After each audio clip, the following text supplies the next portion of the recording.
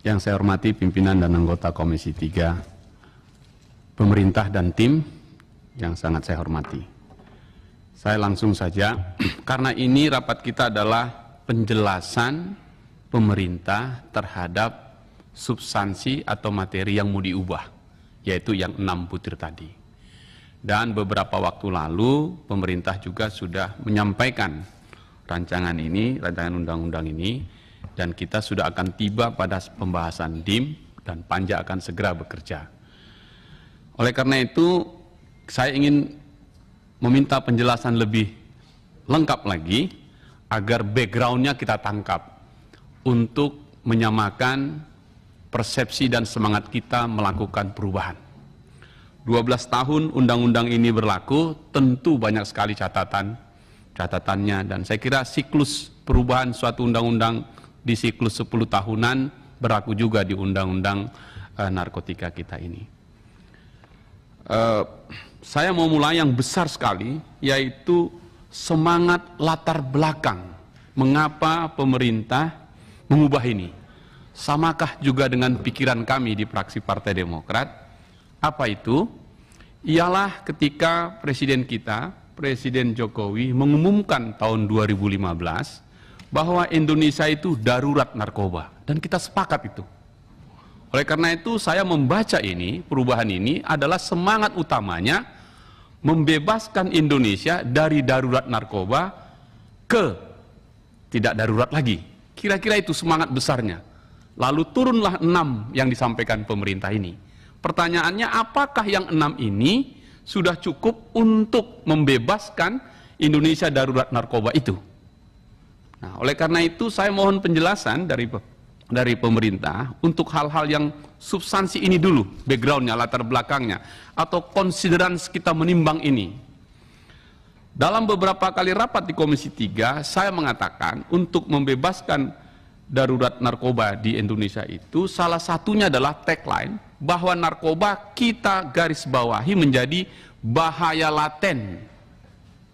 Dia menjadi bahaya laten yang menghancurkan masa depan anak bangsa. Tadi sudah disampaikan teman-teman. Nah, kalau dia bahaya laten narkoba, maka kita semangatnya ya all out yang tadi disampaikan teman-teman itu. Untuk apa kita revisi kalau cuman tambal sulam? Nah, dari semangat itu ke 6 ini kita urai. Saya mohon penjelasan lagi. Saya yakin pemerintah tetap dalam posisi hari ini Indonesia darurat narkoba, masih, karena data-datanya sedemikian rupa. Ya, kalau kampung kami di Sumatera Utara udah 3 tahun berturut-turut juara nasional ini, prevalensinya di sana, juara nasional kami terus. Dan karena itu kita mengangkat soal latar belakang ini, tadi yang disampaikan pimpinan dan kawan-kawan. Nah, sekarang kalau begitu perangnya kepada siapa? Hulu atau hilir? Kalau hilir itu kan rehabilitasi yang kita tadi, saya setuju sama teman-teman semua, pengguna adalah korban, korban harus diobati, yaitu rehabilitasi. Nanti kita bicara di situ lebih detail. Tapi ke atasnya, tadi Romo sudah nyampaikan, politik hukum kita, khususnya nanti di nomor F, yaitu penyempurnaan ketentuan pidana, harusnya ini berbalik arah untuk menyasar ke perang kepada bandar narkobanya. Saya kira akan ke situ arahnya. Nah, kalau sudah perang ke bandar narkoba, melekatlah di situ TPPU-nya. Dengan demikian menjadi semangatnya sama. Yang ketiga, kaitannya dengan itu masih di kewenangan penyidik. Yang kalau di penjelasan yang dibacakan, yang disebut dari penjelasan Presiden ini disebutkan kalau di materi perubahan kata-kata kewenangan penyidik, kalau yang di penjelasan yang diserahkan pagi ini, yang nomor 4, penyidik Badan Narkotika Nasional serta kewenangannya. Lebih detail lagi ini. Nah, saya ingin menyampaikan ini persoalan dasar sekali ini, yaitu yang disebut underbuying. Ya, penyamaran untuk membongkar narkoba ini. Di masyarakat marak sekali, terakhir di Binjai.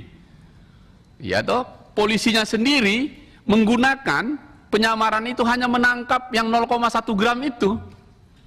Padahal underbuying itu diberi kewenangan ini untuk bandarnya, bukan kepada penggunanya. Nah, karena itu mohon penjelasan lagi nanti dari pemerintah, apakah itu jalan pikirannya. Kalau itu tentu semangatnya jelas nyasar politik hukumnya balik ke bandar.